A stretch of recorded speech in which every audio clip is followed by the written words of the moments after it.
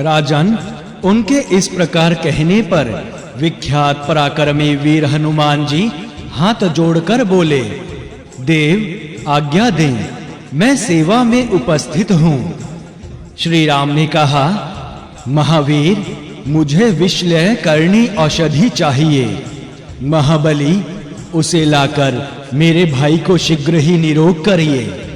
तब हनुमान जी ने बड़े वेग से उछाल भरी और द्रोणगिरी पर जाकर शीघ्र ही वहां से दवा बांधकर ले आए और उसका प्रयोग करके देव देवेश्वरों तथा श्री रामचंद्र जी के देखते देखते क्षण भर में लक्ष्मण जी को निरोग कर दिया।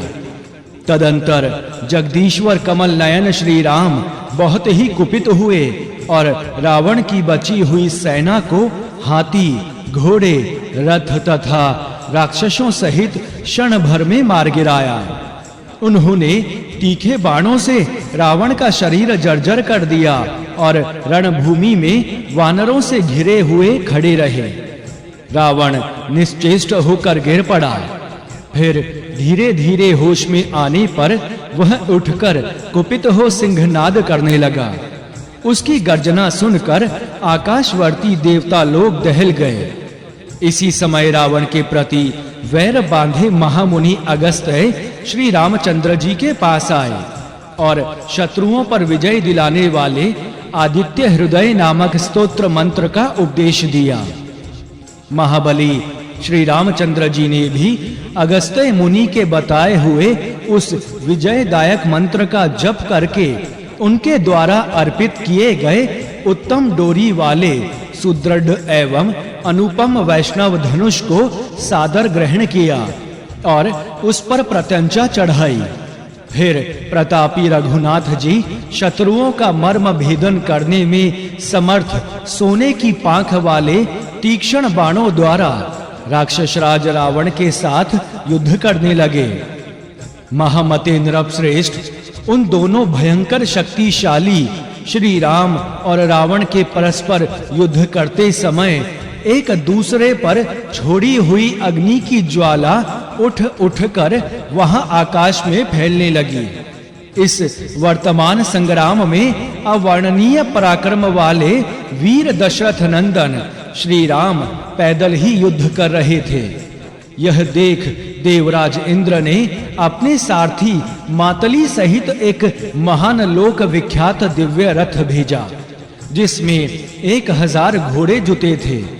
प्रतापी श्री रामचंद्र जी श्रेष्ठ देवों द्वारा प्रशंसित होकर उस रथ पर आरूढ़ हुए और मातली के उपदेश से उस दुष्ट दशानन का, जिसे भगवान ब्रह्मा जी ने वरदान दिया था, ब्रह्मा अस्त्र द्वारा वध किया। इस प्रकार प्रतापी भगवान श्री राम ने अपने क्रूर वैरी रावण का संहार किया। श्री रामचंद्र जी के द्वारा शत्रु रावण उसके गणों सहित वध हो जाने पर इंद्र आदि सभी देवता परस्पर कहने लगे, साक्षात भगवान विष्णु ने ही श्री रामा अवतार लेकर हमारे वैरी रावण का, जो दूसरों के लिए अवध्य था, युद्ध में वध किया है। इसलिए हम लोग आकाश से उतरकर इन अनंत पराक्रमी तथा किसी से भी पराजित ना होने वाले श्री राम नामक परमेश्वर की पूजा करें। ऐसी सम्मति करके वे रुद्र, इंद्र, वसु और चंद्र आदि देवतागण अनेक कांतिमान विमानों द्वारा पृथ्वी पर उतरे। वे जगत के रचयिता, विश्व मूर्ति, सनातन पुरुष, विजयशील भगवान विष्णु के स्वरूप भूत अविनाशी परमात्मा श्री राम का श्री लक्ष्मण सहित विधिवत पूजन करके उन्हें सब ओर से घेर कर खड़े हो गए। सब देवता परस्पर कहने लगे, देवगण देखो, ये श्री रामचंद्र जी हैं, ये लक्ष्मण जी खड़े हैं, ये सूर्य नंदन सुग्रीव हैं, ये वायु नंदन हनुमान जी खड़े हैं और ये अंगद आदि सभी वानर वीर विराजमान हैं। तत्पश्चात श्री रामचंद्र जी और लक्ष्मण जी के मस्तक पर देवांगनाओं के हाथ से छोड़े गए फूलों की वर्षा हुई। उस समय वहां की सब दिशाएं उन दिव्य पुष्पों की सुगंध से सुवासित हो रही थी और उन पुष्पों पर भ्रमर गण मंडरा रहे थे। तदंतर भगवान ब्रह्मा जी हंस की सवारी से वहां आए और अमोघ नामक स्तोत्र से भगवान श्री राम की स्तुति करके तब उनसे बोले। भगवान ब्रह्मा जी ने कहा, आप समस्त प्राणियों के आदि कारण अविनाशी ज्ञान दृष्टि भगवान विष्णु हैं। आप ही वेदांत विख्यात सनातन पर ब्रह्म हैं। आपने आज जो संपूर्ण लोकों को रुलाने वाले रावण का वध किया है, इससे समस्त लोकों का तथा देवताओं का भी कार्य सदह सिद्ध हो गया है। भगवान ब्रह्मा जी के इस प्रकार कहने के पश्चात भगवान शंकर ने भी पहले श्री रामचंद्र जी को प्रेम पूर्वक प्रणाम किया, फिर उन्हें राजा दशरथ का दर्शन कराया। उसके बाद यह कहकर कि श्री सीता जी निष्कलंक और शुद्ध चरित्र वाली हैं, भगवान शंकर चले गए। तदंतर पवित्र आत्मा सीता जी को अपने बाहुबल से प्राप्त सुंदर पुष्पक विमान पर चढ़ाकर भगवान ने हनुमान जी को चलने का आदेश दिया। तब समस्त वानरेंद्रों द्वारा वंदित शोक रहित जानकी देवी को आभूषणों से विभूषित कर महाबली रामचंद्र जी अपने भाई लक्ष्मण के साथ चले। लौटती बार श्री रामचंद्र जी ने समुद्र के पुल पर महादेव जी की स्थापना की और भगवान शंकर जी की कृपा से उन्होंने उन शिव जी में परम भक्ति प्राप्त की। वहां स्थापित हुए पिनाकधारी महादेव जी रामेश्वर नाम से विख्यात हुए। उनके दर्शन मात्र से शिव जी सब प्रकार के हत्या आदि दोषों को दूर कर देते हैं। इस प्रकार प्रतिज्ञा पूर्ण करके भगवान श्री रामचंद्र जी अपना चित्त भरत जी की ओर लगा रहने के कारण वहां से दिव्यपुरी अयोध्या को चले गए। फिर भरत जी के मनाने पर श्री रामचंद्र जी ने वशिष्ठ आदि उत्तम ब्राह्मणों के द्वारा अपना राज्य अभिषेक करवाया। तत्पश्चात प्रतापी भगवान श्री राम ने चिरकाल तक धर्म पूर्वक राज्य किया तथा राजोचित यज्ञ आदि कर्मों का अनुष्ठान करके वे पूर्ववासी जनों के साथ ही स्वर्गलोक अर्थात साकेत धाम को चले गए। राजन, पृथ्वी पर महात्मा श्री रामचंद्र जी के किए हुए चरित्रों का मैंने तुमसे संक्षिप्तः वर्णन किया। जो लोग इसको भक्ति पूर्वक पढ़ते और सुनते हैं, उन्हें जगतपति भगवान श्री राम अपना धाम प्रदान करते हैं। बोलिए सियापति रामचंद्र की जय। इस प्रकार श्री नरसिंह पुराण में श्री रामा अवतार की कथा विषयक 52वां अध्याय संपूर्ण हुआ। जय श्री हरि, जय श्री राम। हो मंगल भवन अमंगल हारी, द्रवहु सुदशरथ अजर बिहारी। राम सिया राम, सिया राम जय जय राम। राम सिया राम, सिया राम जय जय राम। हो हरि अनंत हरि कथा अनंता, कहीं सुनहि बहु विधि सब संता। सिया राम जय जय राम। राम सिया राम जय जय राम। बोलिए सियापति रामचंद्र की जय। पवन सुत हनुमान की जय। जय जय सिया राम, जय जय सिया राम। 53वां अध्याय भगवान बलराम भगवान श्री कृष्ण अवतार के चरित्र।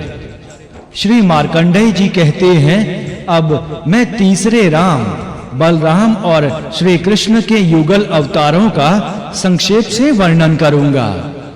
नृपश्रेष्ठ, पूर्व काल की बात है, पृथ्वी दैत्यों के भार से पीड़ित हो देवताओं के मध्य में विराजमान कमलासन भगवान ब्रह्मा जी के पास गई और इस प्रकार बोली।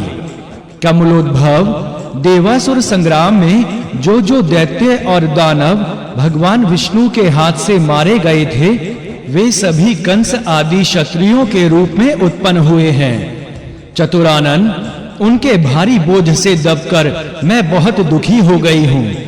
देव, मेरा वह भार जैसे भी दूर हो, वह आप उपाय करें। पृथ्वी के इस प्रकार प्रार्थना की जाने पर कहते हैं, ब्रह्मा जी समस्त देवताओं के साथ क्षीर सागर के उत्तर तट पर भगवान विष्णु के निकट गए। उन्होंने भगवान को अपने भक्ति के प्रभाव से सोते से जगाया था। वहां पहुंचकर जगत की सृष्टि करने वाले भगवान ब्रह्मा जी ने समस्त देवताओं के साथ श्री नृसिंह स्वरूप महान देवता भगवान जनार्दन की गंध पुष्प आदि के द्वारा क्रमशः भक्ति पूर्वक पूजा की। फिर वाक पुष्प से भी उन गोविंद केशव का पूजन किया। राजेंद्र, इससे वे जगदीश्वर भगवान विष्णु उन पर बहुत संतुष्ट हुए। राजा बोले, ब्रह्मन, भगवान ब्रह्मा जी ने भगवान विष्णु की वाक पुष्प से किस प्रकार पूजा की? विप्रेंद्र, भगवान ब्रह्मा जी द्वारा कहे हुए उस उत्तम स्तोत्र वाक पुष्प को आप मुझे सुनाइए। मार्कंडेय जी बोले, राजन, मैं भगवान ब्रह्मा जी के मुख से निकले हुए उस उत्तम स्तोत्र को कहता हूँ, सुनो। वह स्तोत्र समस्त पापों को हरने वाला, पवित्र तथा भगवान विष्णु को अत्यंत संतुष्ट करने वाला है। राजन, भगवान ब्रह्मा जी ने पूर्वोक्त रूप से भगवान जगन्नाथ की पूजा करके एकाग्र चित्त हो इस स्तोत्र का पाठ किया। भगवान ब्रह्मा जी बोले, मैं संपूर्ण जीवों के स्वामी भगवान अच्युत को, सनातन लोक गुरु भगवान नारायण को नमस्कार करता हूँ, जो अनादि, अव्यक्त, अचिंत्य और अविनाशी हैं।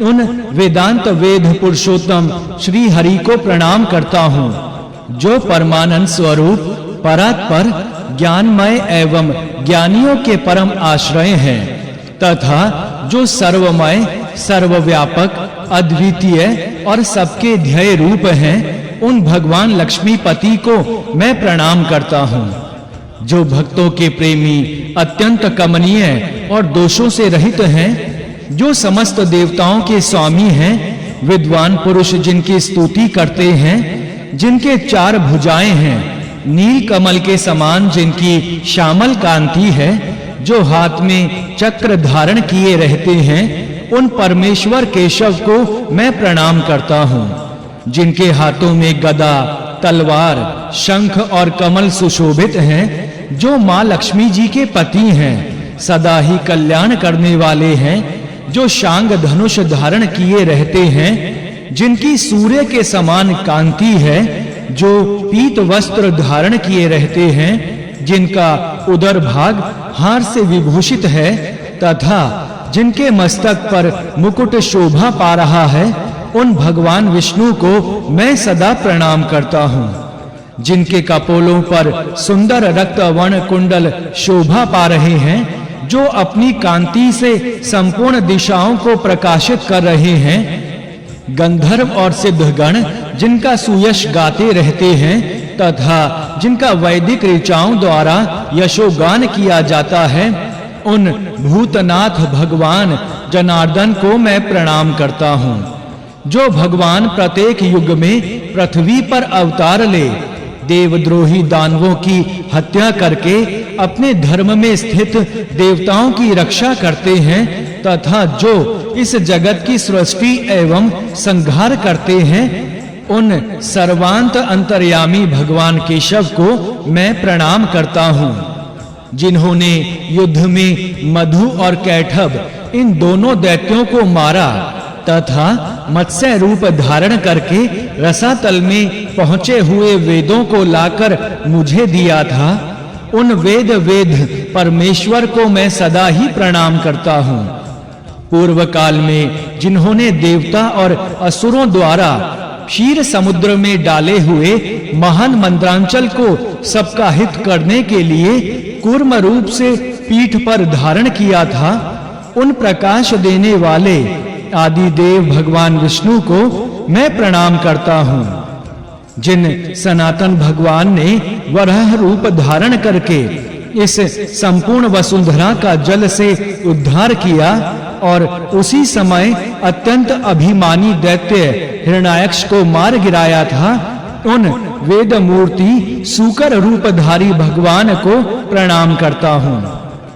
जिन सनातन भगवान श्री हरि ने त्रिलोकी का हित करने के लिए स्वयं ही श्रेष्ठ नृसिंह रूप धारण करके अपने तीखे नखों द्वारा दीति नंदन हिरण्यकशिपु का वध किया था, उन परम पुरुष भगवान नरसिंह को मैं प्रणाम करता हूँ। जिन वामन रूपधारी भगवान जनार्दन ने राजा बलि को बांधा था और अपने बड़े हुए 3 पगों से त्रिभुवन को नापकर उसे इंद्र को दे दिया था, उन आदि देव वामन को मैं प्रणाम करता हूँ।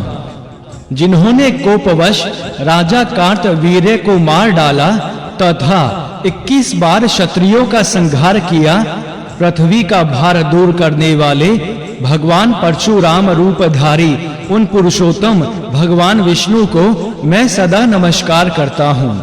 जिन्होंने समुद्र में बहुत बड़ा पुल बांधा और लंका में पहुंचकर त्रिलोकी की रक्षा के लिए रावण को उसके गणों सहित मार डाला था, उन सनातन पुरुष भगवान श्री राम को मैं सदा प्रणाम करता हूँ। भगवान विष्णु जिस प्रकार पूर्व काल में वाराह नरसिंह आदि रूपों से आपने देवताओं का हित किया है, उसी प्रकार आज भी प्रसन्न होकर पृथ्वी का भार दूर करें। देव आपको सदा नमस्कार है, आपको सादर नमस्कार है। श्री मार्कंडेय जी कहते हैं कि भगवान ब्रह्मा जी के इस प्रकार स्तुति करने पर जगतपति भगवान लक्ष्मीधर हाथ में शंख चक्र और गदा धारण किए वहां प्रकट हुए तथा वे भगवान ऋषिकेश भगवान ब्रह्मा जी और देवताओं से बोले, पितामह देवताओं, मैं तुम्हारी इस स्तुति से बहुत ही प्रसन्न हूँ। देवगण, यह स्तोत्र इसका पाठ करने वालों के सारे पाप नष्ट करने में समर्थ है। यद्यपि मैं श्री हरि के रूप में भक्तिमान पुरुषों को भी कठिनता से ही प्राप्त होता हूँ, तथापि इस स्तोत्र के प्रभाव से मैं प्रत्यक्ष प्रकट हो गया हूँ। ब्रह्मा जी, आज रुद्र और इंद्र सहित समस्त देवताओं तथा पृथ्वी ने मेरी प्रार्थना की है, अतः तुम लोग अपना मनोरथ कहो, उसे सुनकर पूर्ण करूंगा। भगवान विष्णु के यूं कहने पर लोक पितामह भगवान ब्रह्मा जी बोले, पुरुषोत्तम, यह पृथ्वी दैत्यों के गुरुतर भार से अत्यंत पीड़ित हो रही है, अतः मैं आपके द्वारा इस वसुधा के भार को उतरवाने के लिए यहाँ देवताओं के साथ आया हूँ।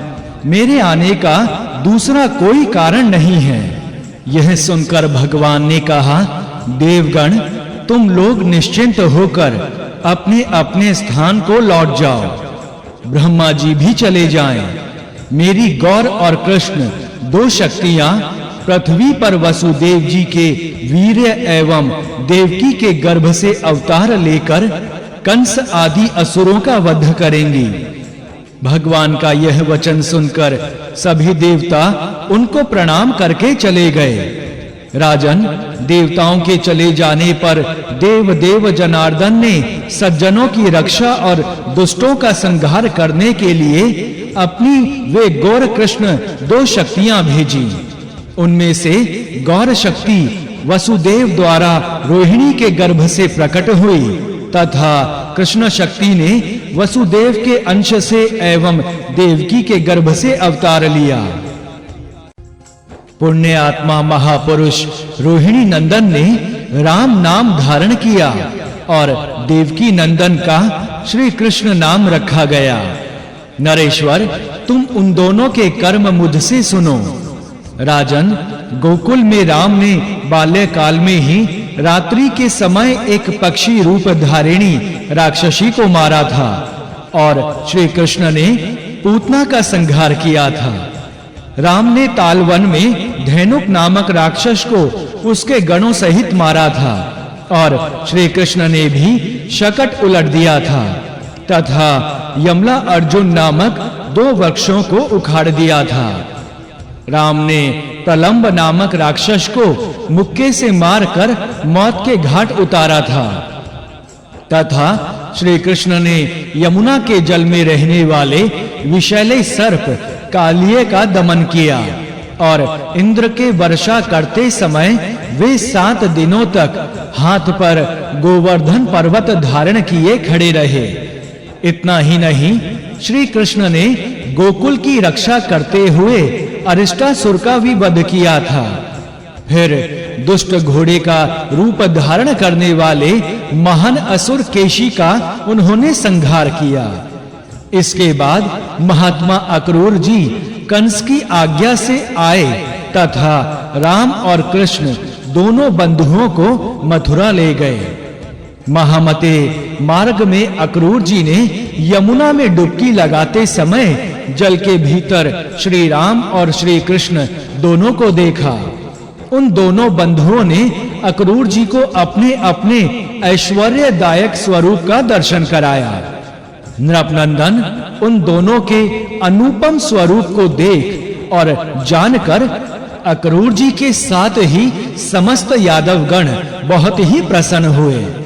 तत्पश्चात मथुरा में भ्रमण करते समय कटु वचन कहने वाले कंस के एक धोबी को श्री कृष्ण और राम ने मार डाला तथा उसके वस्त्र ब्राह्मणों को बांट दिए। फिर मार्ग में एक माली ने फूलों से भक्ति पूर्वक उनकी पूजा की। तब श्री राम और श्री कृष्ण ने उसे दुर्लभ वर दिए। उसके बाद जब वे सड़क पर घूम रहे थे, उसी समय कुब्जा दासी ने आकर उनका आदर सत्कार किया। तब श्री कृष्ण ने उसकी भद्दी लगने वाली कुब्जता को दूर कर दिया।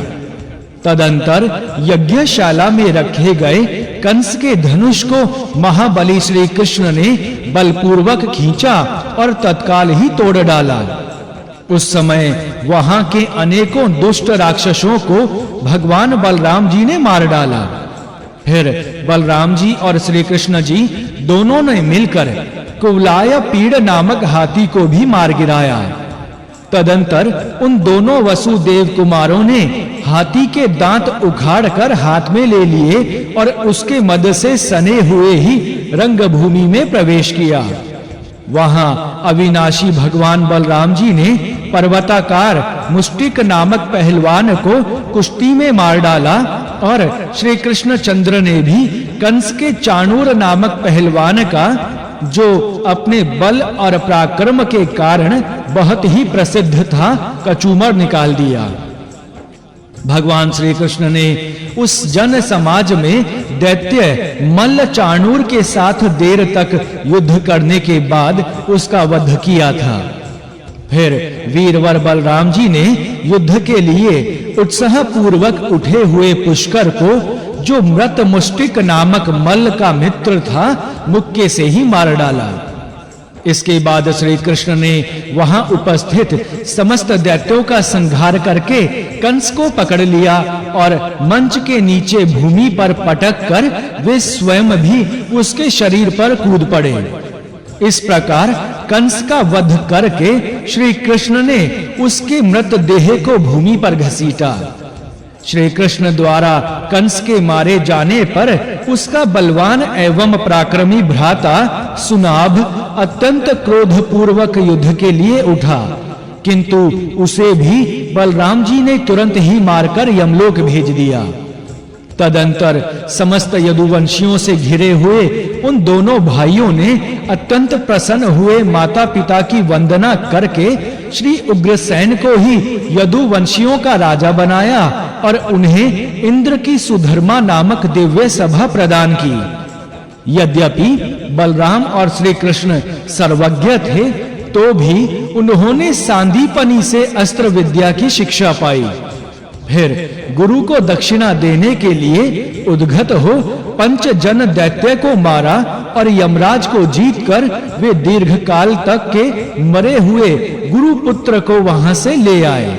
वही पुत्र उन्होंने गुरुजी को दक्षिणा के रूप में अर्पित किया। फिर बलराम जी ने अपने ऊपर अनेकों बार चढ़ाई करने वाले मगधराज जरासंध के समस्त सैनिकों को दिव्यास्त्रों की वर्षा करके मार डाला। इसके बाद उन दोनों देवेश्वरों ने समुद्र के भीतर एक सुंदर सी पुरी द्वारकापुरी का निर्माण करवाया। उसमें मथुरावासी कुटुंबी जनों को बसाकर अविनाशी भगवान श्री कृष्ण ने राजा श्रृंगाल का वध किया और फिर एक उपाय करके महान योद्धा यवनराज को भस्म कर राजा मुचुकुंद को वरदान दे वे द्वारका में लौट गए। तत्पश्चात सारा बखेड़ा समाप्त हो जाने पर बलराम जी ने एक बार फिर नंद के गोकुल नंदगांव में गए और वहां वृंदावन में गोपजनों से भली भांति प्रेम लाप आदि के द्वारा सम्मानित हुए। वहां उन्होंने अपने हल से यमुना जी का आकर्षण किया था। तदंतर द्वारका में रेवती नाम की भार्या को पाकर भगवान बलराम जी उनके साथ सुखपूर्वक रहने लगे और पुराण पुरुष श्री कृष्ण चंद्र भी क्षत्रिय धर्म के अनुसार रुक्मणी नामक भार्या को हस्तगत करके उनके साथ सानंद विहार करने लगे। तदंतर एक बार जुआ खेलते समय हलधर ने कलिंग राज के दांतों को उखाड़ लिया और असत्य का आश्रय लेने वाले रुक्मी को भी पासे से ही मार गिराया। इस प्रकार भगवान श्री कृष्ण चंद्र ने भी प्राग ज्योतिषपुर के हयग्रीव आदि बहुत से दैत्यों को यमलोक पहुंचाया तथा नरकासुर का भी संहार करके वे उसके यहाँ से बहुत धन ले आए। वहां से श्री कृष्ण चंद्र इंद्रलोक में गए। वहां उन्होंने अदिति को उनके वे दोनों दिव्य कुंडल दिए जो नरकासुर ने हड़प लिए थे। फिर देवताओं सहित इंद्र को जीतकर पारिजात वृक्ष साथ ले वे अपनी पुरी द्वारका को लौटाए। तदंतर महाबली एवं महापराक्रमी बलराम जी ने अकेले ही हस्तिनापुर में जा कौरवों को भय दिखाया और उनके द्वारा बंदी बनाए गए श्री कृष्ण पुत्र सांब को छुड़ाया। फिर बुद्धिमान श्री कृष्ण चंद्र ने युद्ध में बाणासुर की भुजाओं को काट डाला और बलराम जी ने उसके करोड़ों सैनिकों का क्षण भर में ही संहार कर दिया। इसके बाद बलराम जी ने देववेरी द्विद नामक महान वानर का वध किया। इसी प्रकार भगवान श्री कृष्ण ने अर्जुन की सहायता करके उनके द्वारा समस्त दुष्ट क्षत्रियों का वध कराया और पृथ्वी का सारा भार उतार दिया। उन दिनों बलराम जी लोक हित के लिए तीर्थ यात्रा कर रहे थे। राजन, बलराम जी और श्री कृष्ण चंद्र जी ने जितने दुष्टों का वध किया था उनकी गणना हम नहीं कर सकते। इस प्रकार दोनों भाई बलराम और श्री कृष्ण ने दुष्टों का संहार करके भूमि का भार दूर कर दिया। फिर वे स्वेच्छा अनुसार वैकुंठ धाम को पधार गए। इस प्रकार श्री राम और श्री कृष्ण के इन दिव्य अवतारों का मैंने तुमसे संक्षेप से वर्णन किया। अब मुझसे कल की अवतार का वर्णन सुनो। नरेश्वर, इस प्रकार अनंत भगवान विष्णु की वे दोनों महाबलवती गौ और कृष्ण शक्तियां पृथ्वी का भार उतार कर पुनः अपने विष्णु स्वरूप में लीन हो गईं। इस प्रकार श्री नरसिंह पुराण में श्री कृष्ण का प्रादुर्भाव नामक 53वां अध्याय संपूर्ण हुआ।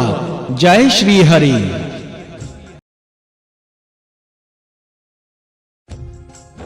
54वां अध्याय कल की चरित्र और कली धर्म। श्री मार्कंडेय जी बोले, राजन, इसके बाद मैं तुमसे भगवान विष्णु के कल्कि नामक पावन अवतार का वर्णन करता हूँ, जो समस्त पापों को नष्ट करने वाला है। तुम सावधान होकर सुनो।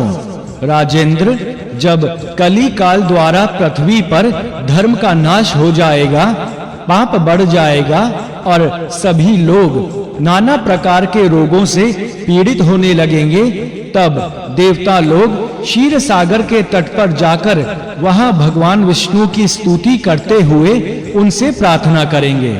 तदंतर भगवान सांभल नामक महान ग्राम में, जो बहुसंख्यक मनुष्यों से परिपूर्ण होगा, विष्णु यशा के पुत्र रूप से अवतार ले कल्कि नाम से विख्यात राजा होंगे।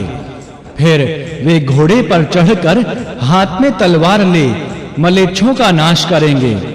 इस प्रकार भगवान विष्णु के अंशभूत कल्कि भूमंडल का ध्वंस करने वाले समस्त मलेच्छों का संहार कर बहुकांचन नामक यज्ञ करके धर्म की स्थापना कर स्वर्गारूढ़ हो जाएंगे। राजेंद्र, पापों का नाश करने वाले भगवान विष्णु के इन 10 अवतारों का मैंने वर्णन किया। जो भगवत भक्त पुरुष इन अवतार चरित्रों का नित्य श्रवण करता है, वह भगवान विष्णु को प्राप्त कर लेता है। राजा बोले, हे विप्रेंद्र, आपके प्रसाद से मैंने भगवान नारायण के अवतारों का, जो श्रोताओं के पापों का नाश करने वाले हैं, श्रवण कर लिया। हे मुनि सतम, अब आप कली का विस्तार पूर्वक वर्णन कीजिए, क्योंकि आप सर्वज्ञ महात्माओं में सबसे श्रेष्ठ हैं। कृपया बताइए कि कलयुग में ब्राह्मण, क्षत्रिय, वैश्य और शूद्र कैसे आहार और आचरण करने वाले होंगे। श्री सूत जी बोले, भरद्वाज जी सहित आप सभी ऋषि गण सुने। राजा के यूं प्रेरणा करने पर श्री मार्कंडेय जी ने कली धर्म का इस प्रकार निरूपण किया है। भगवान श्री कृष्ण चंद्र के परम धाम पधार जाने पर उनके अंतर्ध्यान के फल स्वरूप समस्त पापों का साधक महाघोर कलयुग प्रकट होगा। उस समय सभी धर्म नष्ट हो जाएंगे। घोर कलयुग प्राप्त होने पर ब्राह्मण, क्षत्रिय, वैश्य और शूद्र सभी लोग धर्म, ब्राह्मण तथा देवताओं से विमुख हो जाएंगे। सभी किसी न किसी व्याज से स्वार्थ सिद्धि के लिए ही धर्म में प्रवृत्त होंगे। दंभ, ढोंग का आचरण करेंगे। एक दूसरे में दोष ढूंढने वाले और व्यर्थ अभिमान से दूषित विचार वाले होंगे। पांडित्य का गर्व रखने वाले सभी मनुष्य सत्य का अपलाप करेंगे और सब लोग यही कहेंगे कि मैं ही सबसे बड़ा हूं। कलयुग में सभी अधर्म लोलुप तथा दूसरों की निंदा करने वाले होंगे, अतः सबकी आयु बहुत थोड़ी होगी। हे द्विजगण, मनुष्यों की आयु अल्प होने से ब्राह्मण लोग अधिक विद्या अध्ययन नहीं कर सकेंगे। विद्या अध्ययन से शून्य हो जाने के कारण उनके द्वारा पुनः अधर्म की ही प्रवृत्ति होगी। ब्राह्मण आदि वर्णों में परस्पर संकरता आ जाएगी। वे कामी, क्रोधी, मूर्ख और व्यर्थ संताप से पीड़ित होंगे। ब्राह्मण, क्षत्रिय और वैश्य आपस में वैर बांधकर एक दूसरे का वध कर देने की इच्छा वाले होंगे। वे सभी अपने अपने धर्म से विमुख होंगे। तप एवं सत्य भाषण आदि से रहित होकर शूद्र के समान हो जाएंगे। उत्तम वर्ण वाले नीचे गिरेंगे और नीच वर्ण वाले उत्तम बनेंगे। राजा लोग लोभी तथा केवल धनोपार्जन में ही प्रवृत्त रहेंगे। वे धर्म का चोला पहनकर उसी की ओट में धर्म का विध्वंस करने वाले होंगे। समस्त अधर्मों से युक्त घोर कलयुग के आ जाने पर जो घोड़े, रथ और हाथी से संपन्न होंगे, वे ही राजा कहे जाएंगे। पुत्र अपने पिता से काम करवाएंगे और बहुएं सास से काम लेंगी। स्त्रियां पति और पुत्र को धोखा देकर अन्य पुरुषों के पास जाया करेंगी। पुरुषों की संख्या कम और स्त्रियों की संख्या अधिक होगी। कुत्तों की अधिकता होगी और गौओं का ह्रास। सबके मन में धन का ही महत्व रहेगा। सत्पुरुषों के सदाचार का सम्मान नहीं होगा। मेघ कहीं वर्षा करेंगे, कहीं नहीं करेंगे। समस्त मार्ग चोरों से घिरे रहेंगे। गुरुजनों की सेवा में रहे बिना ही सभी लोग सब कुछ जानने का अभिमान करेंगे। कोई भी ऐसा ना होगा जो अपने को कवि ना मानता हो। शराब पीने वाले लोग ब्रह्म ज्ञान का उपदेश करेंगे। ब्राह्मण, क्षत्रिय और वैश्य शूद्रों के सेवक होंगे। घोर कलिकाल आने पर पुत्र पिता से, शिष्य गुरु से और स्त्रियां अपने पतियों से द्वेष करेंगी। सबका चित्त लोभ से आक्रांत होगा, अतएव सभी लोग दुष्कर्मों में प्रवृत्त होंगे। ब्राह्मण सदा दूसरों के ही अन्न के लोभी होंगे। सभी पर स्त्री सेवी और पर धन का अपहरण करने वाले होंगे। घोर कलयुग आ जाने पर दूसरों में दोष दृष्टि रखने वाले सभी लोग धर्मपरायण पुरुषों का उपहास करेंगे। ब्राह्मण लोग वेद की निंदा में प्रवृत्त होकर व्रतों का आचरण नहीं करेंगे। तर्कवाद से कुत्सित विचार हो जाने के कारण वे ना तो यज्ञ करेंगे और ना हवन में ही प्रवृत्त होंगे। द्विज लोग दंभ के लिए ही पितृ यज्ञ आदि क्रियाएं करेंगे। मनुष्य प्रायः सत्पात्र को दान नहीं देंगे। लोग दूध आदि के लिए ही गौओं में प्रेम रखेंगे। राजा के सिपाही धन के लिए ब्राह्मणों को ही बांधेंगे। द्विज लोग दान, यज्ञ और जप आदि का फल प्रायः बेचा करेंगे। ब्राह्मण लोग चंडाल आदि अस्पृश्य जातियों से भी दान लेंगे। कलयुग के प्रथम चरण में भी लोग भगवान की निंदा करने वाले हो जाएंगे। कलयुग के अंतिम समय में तो कोई भगवान के नाम का स्मरण तक ना करेगा। कलयुग के द्विज शूद्रों की स्त्रियों के साथ सहवास करेंगे और विधवा संगम के लिए लालायत रहेंगे तथा वे शूद्रों का भी अन्न भक्षण करने वाले होंगे। उस समय अधम शूद्र सन्यास का चिन्ह धारण कर ना तो द्विजातियों की सेवा करेंगे और ना उनकी स्वधर्म में ही प्रवृत्ति होगी। वे अपने सुख के लिए जनेऊ पहनेंगे, जटा रखाएंगे और शरीर में खाक भभूत लपेटे फिरेंगे। विप्रवरों, कूट बुद्धि में निपुण शूद्रगण धर्म का उपदेश करेंगे। ऊपर कहे अनुसार तथा और भी तरह के बहुत से पाखंडी ब्राह्मण, क्षत्रियों और वैश्य कलयुग में उत्पन्न होंगे। कलयुग आने पर विप्रगण वेद के स्वाध्याय से विमुख हो गाने बजाने में मन लगाएंगे और शूद्रों के मार्ग का अनुसरण करेंगे। कलयुग में लोग थोड़े धन वाले, झूठा वेश धारण करने वाले और मिथ्याभिमान से दूषित होंगे। वे दूसरों का धन हरण कर लेंगे पर अपना किसी को नहीं देंगे। उस समय अच्छे पथ पर चलने वाले ब्राह्मण सदा दान लेते फिरेंगे। सभी लोग आत्म प्रशंसक और दूसरों की निंदा करने वाले होंगे। देवता, वेद और ब्राह्मणों पर से सबका विश्वास उठ जाएगा। सब लोग वेद विरुद्ध वचन बोलने वाले और ब्राह्मणों के द्वेषी होंगे। सभी स्वधर्म के त्यागने वाले कृतधन और अपने वर्ण धर्म के विरुद्ध व्रति से आजीविका चलाने वाले होंगे। कलयुग में लोग भिखमंगे, चुगलखोर, दूसरों की निंदा करने वाले और अपनी ही प्रशंसा में तत्पर होंगे। मनुष्य सदा दूसरों के धन का अपहरण करने के उपाय को ही सोचता रहेगा। यदि उन्हें दूसरों के घर में भोजन करने का अवसर मिल जाए तो वे बड़े ही आनंदित होंगे और प्रायः उसी दिन वे दूसरों को दिखाने के लिए देवता की पूजा में प्रवृत्त होंगे।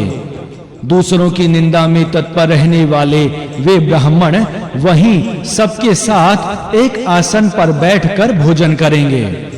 उस समय ब्राह्मण, क्षत्रिय, वैश्य और शूद्र सभी जातियों के लोग अत्यंत कामी होंगे और एक दूसरे से संपर्क स्थापित करके वर्ण संकर हो जाएंगे।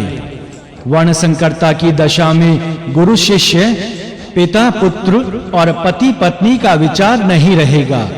नरक भोगी ब्राह्मण आदि वर्ण प्रायः शुद्ध व्रति से ही जीविका चलाएंगे और नरक भोगी होंगे।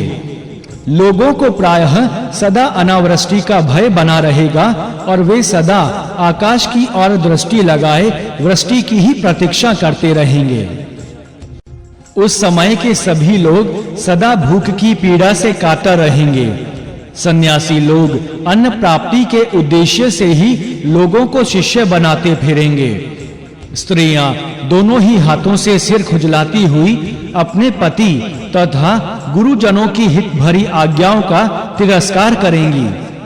द्विजाति लोग जो यज्ञ और हवन आदि कर्म छोड़ते जाएंगे, त्यों ही त्यों बुद्धिमानों को कलयुग की वृद्धि का अनुमान करना चाहिए। उस समय संपूर्ण धर्मों के नष्ट हो जाने से यह सारा जगत श्रीहीन हो जाएगा। सूत जी कहते हैं, विप्रवरों, इस प्रकार मैंने आप लोगों से कलयुग के स्वरूप का वर्णन किया। द्विजगण, जो लोग भगवान के भजन में तत्पर रहेंगे, उन्हीं को कलयुग बाधा नहीं पहुंचा सकता। सतयुग में तपस्या प्रधान है और त्रेता में ध्यान।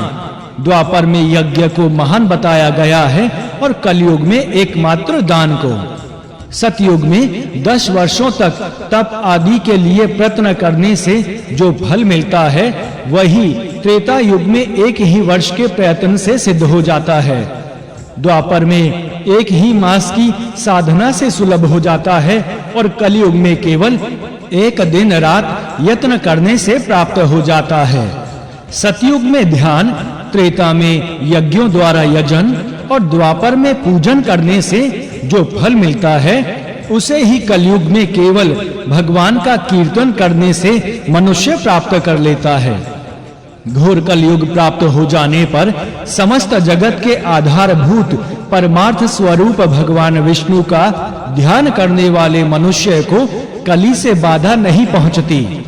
अहो, जिन्होंने एक बार भी भगवान विष्णु का पूजन किया है, वे बड़े सौभाग्यशाली हैं। संपूर्ण कर्मों का बहिष्कार करने वाले कलयुग के प्राप्त होने पर किए जाने वाले वेदोक्त कर्मों में न्यूनता या अधिकता का दोष नहीं होता। उसमें भगवान का स्मरण ही पूर्ण फलदायक होता है। जो लोग हरे, केशव, गोविंद, वासुदेव, जगन्मय जनार्दन, जगदधाम, पीतांबरधर, अच्युत इत्यादि नामों का उच्चारण करते रहते हैं, उन्हें कलयुग कभी बाधा नहीं पहुंचाता। अहो, सबको भय देने वाले इस कलयुग में जो लोग भगवान विष्णु की आराधना में लगे रहते हैं अथवा जो उनके आराधकों का संग ही करते हैं, वे महात्मा जन बड़े ही भाग्यशाली हैं। जो हरि नाम का जप करते हैं, हरि कीर्तन में लगे रहते हैं और सदा हरि की पूजा ही किया करते हैं, वे मनुष्य कृतकृत्य हो गए हैं, इसमें संदेह नहीं। इस प्रकार यह कली का वृतांत मैंने तुमसे कहा। कलयुग में भगवान विष्णु का नाम कीर्तन समस्त दुखों को दूर करने वाला और संपूर्ण पुण्य फलों को देने वाला है। इस प्रकार श्री नृसिंह पुराण में कलयुग के लक्षणों का वर्णन नामक 54वां अध्याय संपूर्ण हुआ। जय श्री हरि। 55वां अध्याय। शुक्राचार्य को भगवान की स्तुति से पुनः नेत्र की प्राप्ति। राजा बोले, मार्कंडेय जी, पूर्व काल में राजा बलि के यज्ञ में भगवान वामन ने जो दैत्य गुरु शुक्राचार्य की आंख छेद डाली थी, उसे उन्होंने पुनः भगवान की स्तुति द्वारा किस प्रकार प्राप्त किया। श्री मार्कंडेय जी बोलते हैं, वामन जी के द्वारा जब आंख छेद दी गई, तब भृगु नंदन शुक्राचार्य जी ने बहुत तीर्थों में भ्रमण किया। फिर एक जगह गंगा जी के जल में खड़े हो भगवान वामन की पूजा की और अपनी बाहें ऊपर उठाकर शंख चक्र गदाधारी सनातन देवेश्वर भगवान श्री नृसिंह का मन ही मन ध्यान करते हुए वे उनकी स्तुति करने लगे। श्री शुक्राचार्य जी बोले, मैं संपूर्ण विश्व के स्वामी और श्री विष्णु के अवतार उन देव वामन जी को नमस्कार करता हूँ, जो बलि का अभिमान चूर्ण करने वाले परम शांत सनातन पुरुषोत्तम हैं। जो धीर हैं, शूर हैं, सबसे बड़े देवता हैं, शंख चक्र और गदा धारण करने वाले हैं, उन विशुद्ध एवं ज्ञान संपन्न भगवान अच्युत को मैं नमस्कार करता हूँ। जो सर्वशक्तिमान, सर्वव्यापक और सबको उत्पन्न करने वाले हैं, उन जरा रहित अनादि देव भगवान गरुड़ ध्वज को मैं प्रणाम करता हूँ। देवता और असुर सदा ही जिन नारायण की भक्ति पूर्वक स्तुति किया करते हैं, उन सर्व पूजित जगत गुरु भगवान ऋषिकेश को मैं नमस्कार करता हूँ। यति जन अपने अंतःकरण में भावना द्वारा स्थापित करके जिनके स्वरूप का सदा ध्यान करते रहते हैं, उन अतुलनीय एवं ज्योतिर्मय भगवान नरसिंह को मैं प्रणाम करता हूँ। भगवान ब्रह्मा आदि देवतागण जिनके परमार्थ स्वरूप को भली भांति नहीं जानते, अतः जिनके अवतार रूपों का ही वे सदा पूजन किया करते हैं, उन भगवान को मैं नमस्कार करता हूँ। जिन्होंने दुष्टों का वध करके इसकी रक्षा की है तथा जिनमें ही यह सारा जगत लीन हो जाता है, उन भगवान जनार्दन को मैं प्रणाम करता हूँ।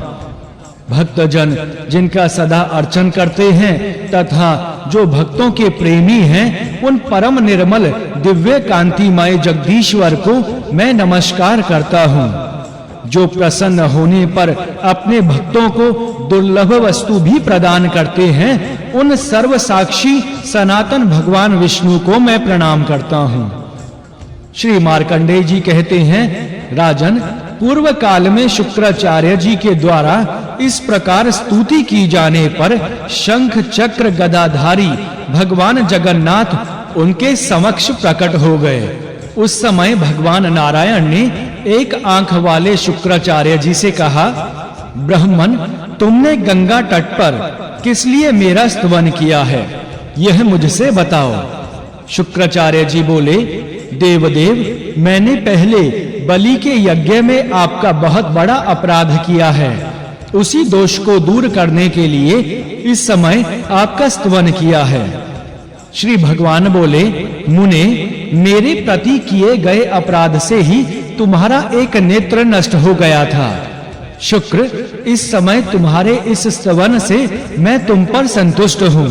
यह कहकर देव देवेश्वर जनार्दन ने हंसते हुए से अपने 5 जन्य शंख से शुक्राचार्य जी के फूटे हुए नेत्र का स्पर्श किया।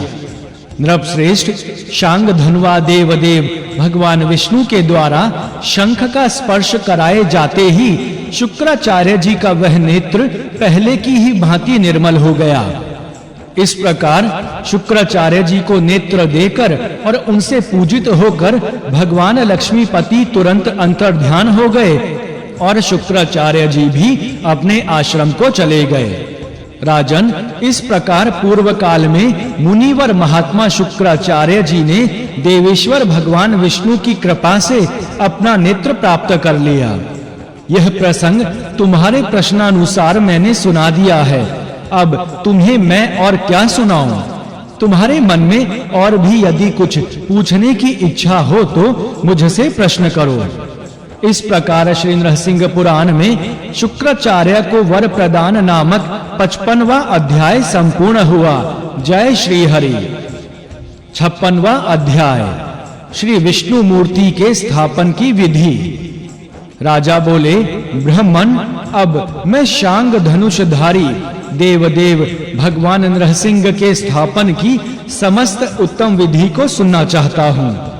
श्री मार्कंडेय जी बोले, भूपाल, देव देवेश्वर चक्रपाणी भगवान विष्णु के स्थापन की पुण्यदायिनी विधि सुनो। मैं शास्त्र के अनुसार उसका वर्णन कर रहा हूँ।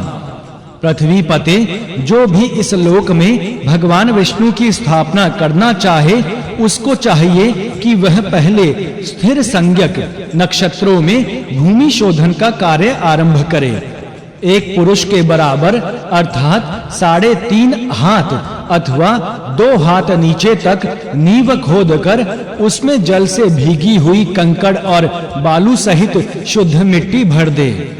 राजन, फिर उसे ही आधार समझकर उसके ऊपर अपनी शक्ति के अनुसार पत्थर, ईंट अथवा मिट्टी से गृह निर्माण विद्या में कुशल कारीगरों के द्वारा मंदिर तैयार करवावे। वह मंदिर चारों ओर से बराबर और चौकोर हो। उसकी दीवार पत्थर की हो तो बहुत उत्तम, पत्थर ना मिलने पर ईंटों की ही दीवार बनवा लें। यदि ईंटें भी ना मिल सके तो मिट्टी की ही भींत उठा लें। मंदिर बहुत ही सुंदर हो और उसका दरवाजा पूर्व की ओर होना चाहिए।